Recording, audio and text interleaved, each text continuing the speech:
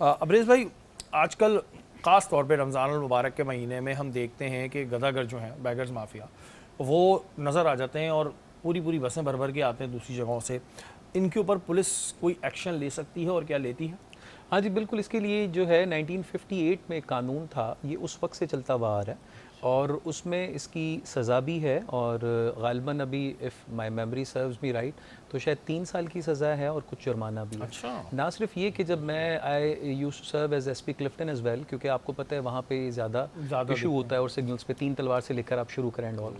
सो वहाँ पे ना सिर्फ हम लोग क्रैक डाउन करते थे बल्कि इनको हम लोग वहाँ तक पहुँचाते थे। देखें, हमारे यहाँ जैसे आपने पूछा भी था कि हमारे यहाँ एक जज्बा है लोगों की मदद करने का नॉर्मली, लेकिन ये देखा जाए कि इनके पीछे नॉर्मली तहकीक कार्टेल्स होता है, ज़रूरी होती है जज्बे के साथ, बिल्कुल। इनके पीछे कार्टेल्स पूरे चल रहे होते हैं। सो आपको पैसे देने से पहले ये ज़रूर सोचना चाहिए कि आप किसकी मदद कर रहे हैं। सो हमने जहाँ तक उसको डीप डिग डाउन किया है कि एक को पकड़ा, उसने दूसरे का बताया, 3-4 उनके बाकायदा हैंडलर्स थे और हैंडलर्स तक भी बाज़ औक़ात पहुँचे। फिर हमारा जो निज़ाम है उसमें इसकी ना सिर्फ सज़ा है बल्कि इनको जो है डिस्करेज करने के लिए बहुत सारी और NGOs भी हैं और बहुत सारे और जो रिफॉर्मेशन के काम भी हो रहे हैं।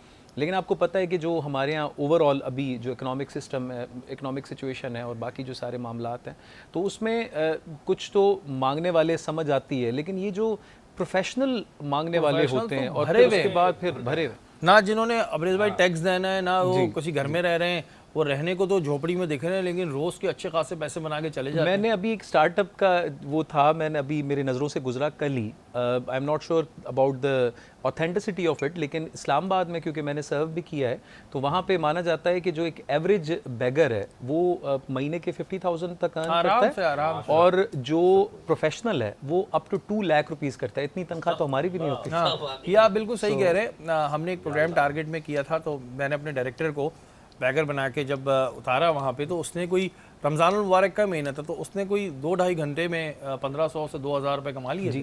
तो हमने तो मजाक में ये भी कहा, भाई ये मत शुरू कर देना, इतने अच्छे इसमें ज़्यादा मिल रहे हैं।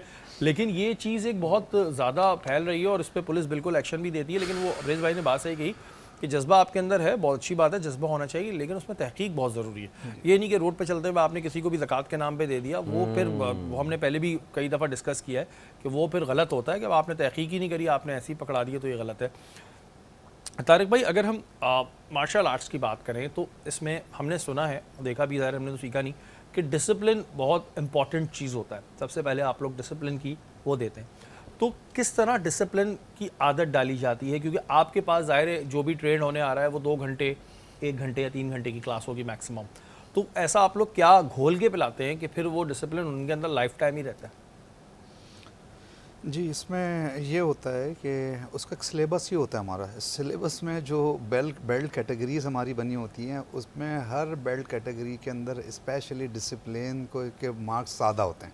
अच्छा जी, अगर आप अभी मैं भाई से बात कर रहा था रिगार्डिंग जापानीज़ आर्ट और जापानीज़ पीपल और उनकी एजुकेशन के हवाले से हम डिस्कस कर रहे थे ड्यूरिंग द जो आपका भी ये हमारा ये ब्रेक चल रहा था। तो उनकी अगर आप एजुकेशन सिस्टम में भी देख लें तो 5 क्लास तक उन बच्चों को कोई किसी किस्म का फ़ेल नहीं किया जाता, उनको एजुकेट किया जाता है, उनको ट्रेंड किया जाता है कि वो बच्चे जब बड़े हो जाते हैं और उसके बाद जब वो प्रोफेशनलिज्म में आते हैं, प्रोफेशनल बनते हैं, तो बेसिकली जो उनकी बचपन की आदतें होती हैं, जो नेचर्स बन जाती हैं, जो आप एक्टिविटी करते हैं तो आप उसी को एक्ट करते हैं अपनी पूरी लाइफ में। तो हम क्योंकि उन्हीं सिलेबस को फॉलो करते हैं जो हमें इंटरनेशनल फेडरेशन से या जो उस आर्ट के फाउंडर से चलती हुई आ रही है। अच्छा, जैसे अगर किसी में डिसिप्लिन ना हो तो आप समझ जाते हैं कि यार इस बंदे की इसमें डिसिप्लिन का इशू है, ये डिसिप्लिन नहीं पूरा करा, और फिर उसके मार्किंग कम होती है? इसमें देखें, अब हमें इतना भी अब अंदाज़ा हो जाता है कि जब अब एकेडमीज़ में ट्रेनिंग के लिए लड़के लड़कियां आते हैं किसी भी एज ग्रुप के, तो मैं इतना आइडिया हो जाता है क्योंकि मेरा जो पहला क्लब है अराउंड उसको 40 इयर्स होने वाले हैं। माशाल्लाह। क्योंकि मैंने बताया भाइयों से वो एक्टिविटी चलती आ रही है।